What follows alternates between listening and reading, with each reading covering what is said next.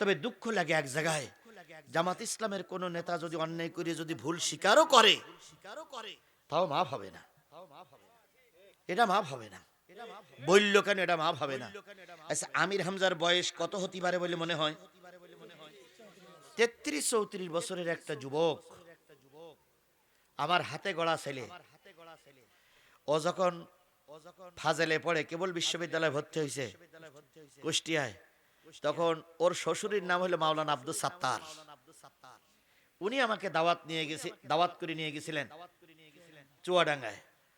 হলো হাফসা নাকি হাফসা কি, হ্যাঁ খোকসা না, হালসা হালসা হালসা হালসা রেল স্টেশনের পাশে ওর শ্বশুর বাড়ি। মাওলানা আব্দুল সাত্তার আমাকে দাওয়াত করে নিয়ে গেলেন। তো দাওয়াত করে যাওয়ার পরে যখন খাচ্ছি, তখন যেতে একটু দেরি হয়েছিল, শেষে খাচ্ছি, মাওলানা আব্দুল সাত্তার আমির হামজাকে আমার হাতে তুলে দিয়ে বললেন, জিয়াদি ভাই, আমির হামজার কণ্ঠ ভালো, কিন্তু বক্তৃতা জগতে এখন আসতে পারিনি। হাতে তুলে দিলাম, যদি দয়া করে একটুখানি লাইন দেখাই দিতেন। আমি আমির হামজার বললাম, বাজান পারবা? কয় হুজুর দোয়া করলি পারবো। আমি আমির হামজাকে হাতে ধরে প্রথম সাতক্ষীরায় দাওয়াত করে নিয়ে গেলাম। তাহলে বলা যায় হয় আমার ছেলে নাই আমার ছাত্র। তবে আমি তাকে ছোট করি না, আল্লাহ তার অনেক বড় করেছে, অনেক বড় করেছে, আরো অনেক বড় বানাই দিক।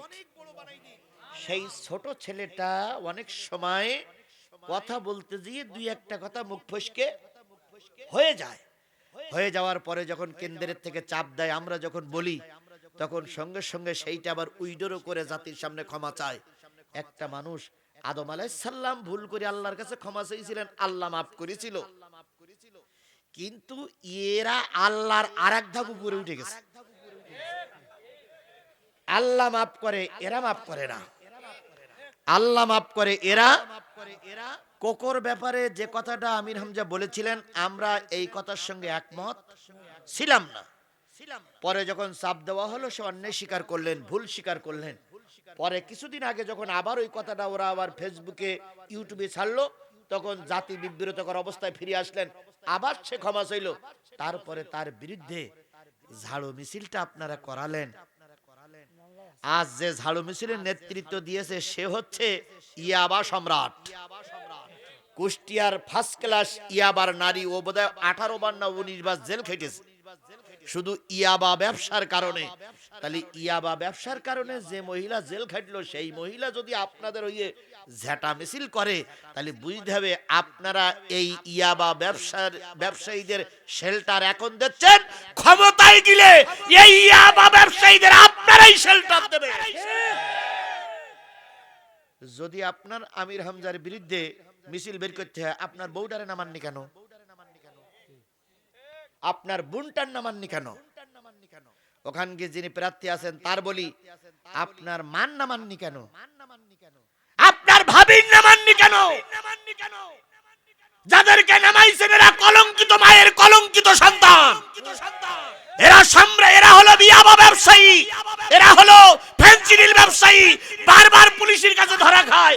তাদের সামনে নিয়ে যখন আপনারা মিছিল করেন, একজন আলেমের বিরুদ্ধে আল্লাহর গজব নাজিল হবে, আল্লাহর গজব নাজিল হবে, আল্লাহর গজব নাজিল হবে।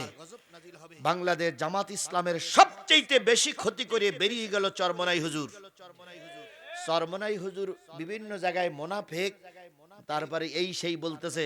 বলেন তো, জামাত ইসলামের শীর্ষ একজন নেতা, আমাদের মতো ছোটখাটো লোক রাগ সম্বরণ করতে পারিনি, তাই মাঝে মাঝে, কিন্তু জামাত ইসলামের একজন শীর্ষস্থানীয় নেতা বিএনপি সম্পর্কে, চরমনাই সম্পর্কে একটা মাঝে বাজে মন্তব্য করেছে, দেখাই দেন তো। তাহলে আমরা সহনশীল হতে পারি, আপনারা পারেন না কেন? আপনারা কোন মায়ের সন্তান আর আমরা কোন মায়ের সন্তান? আমরা জাতির কল্যাণের জন্য সব ত্যাগ করতে পারি। যখন ঢাকা বিশ্ববিদ্যালয় আমাদের কন্ট্রোলে আসলো, আমরা বুঝেছিলাম এবার ইনশাল্লাহ দেশে আমাদের কন্ট্রোলে আসবে। যখন সমস্ত বিশ্ববিদ্যালয়গুলো কন্ট্রোলে আসলো, তখন তো আমরা এক গুইমি করে থাকতে পারতাম। আমরা জানি এক গুইমি করে থাকলে টাকা যায় না।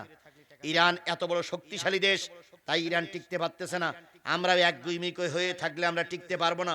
তাই সকলকে নিয়ে একটা সহমর্মিতা ভাব দেখাইতে চাইছিলাম, সেই সুযোগটা পেয়ে চরমনায় আমাদের পিটি এমন ছুরি বেরিয়েছে, এ পাশের তো ঢুকিয়ে দিয়েছে আর ও পাশের তো বেরিয়ে গেছে। তার উপর আমরা ধৈর্য ধরে কার দিক তাকাই আছি। আল্লাহ ইনশাল্লাহ ধৈর্যশীলদের সাথেই।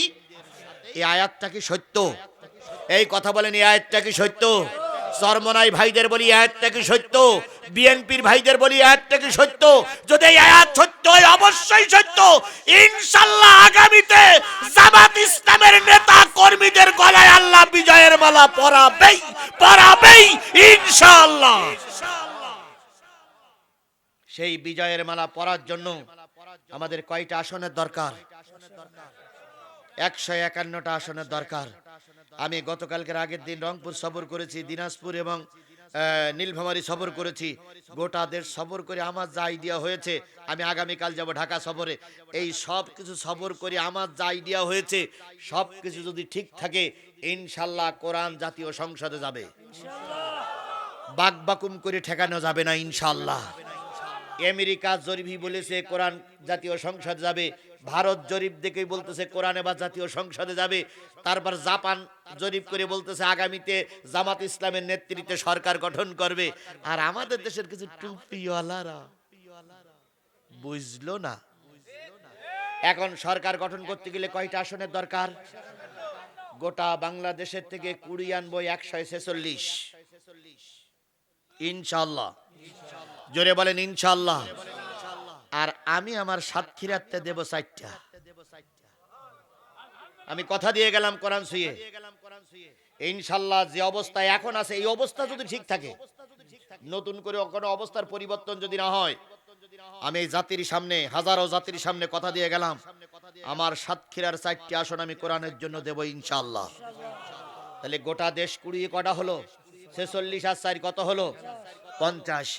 এবার কি আমরা কোরআনের দেশ গঠন করতে পেরেছি? না না না না না না না না না।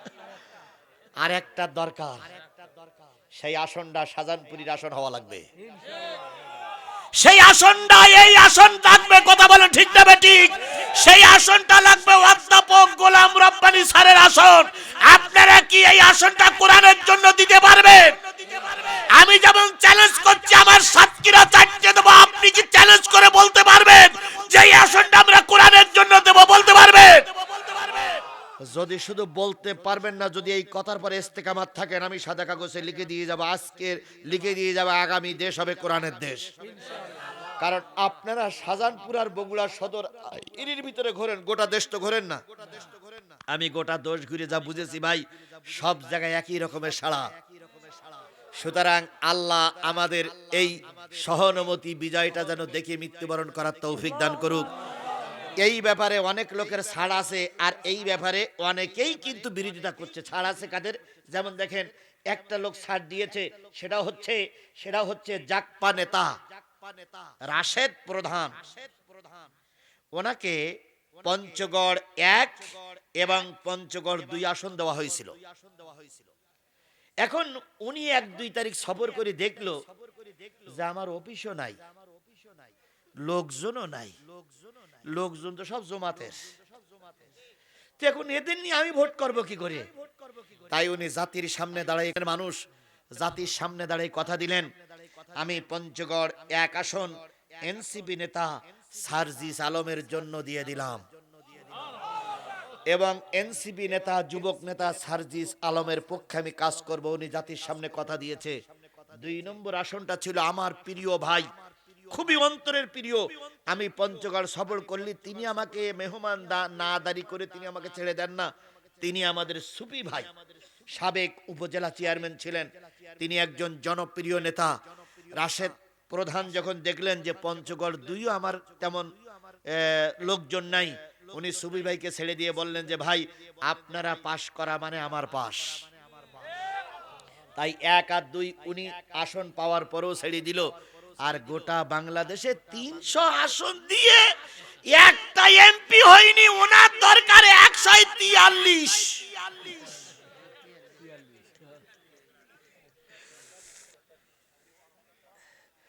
আচ্ছা, ওয়াহিয়া হলিফুন আলাল কাযিব ওয়া হুম ইয়ালামুন আদাল্লাহু লাহুম আযাবান শাদীদা। নিশ্চয়ই এই পাঁচটা দোষ যাদের সামনে পাওয়া যাবে তাদের ব্যাপারে আল্লাহ ওয়াদা করতেছে, এই পাঁচটা দোষ যাদের ভিতরে আছে তাদের জন্য রয়েছে কঠিন আযাব। তার মানে ওরা যাবে জাহান্নামে। কয়টা? ওরা যাবে এই পাঁচটা দোষ। এখানে বললাম দুটো, আর ওখানে বলে আইছি কয়টা? তিনটা। এই তিন আর দুই পাঁচটা দোষে যারা দোষী তারা আল্লাহ বলতেছে শাদীদান, আযাবান শাদীদান ইন্নাহুম মা কানু ইয়ামালুন। কেন তাদেরকে জাহান্নামে দেওয়া হবে? কোরআন হাদিস তাদের সামনে আছে, জিহাদি তাদের সামনে সব প্রকাশ করে দিল। তারপরেও যদি তারা আমল পরিবর্তন করে কোরআন হাদিসের পক্ষে না আসে, আল্লাহর জাহান্নামে তারা ভোগ করবে।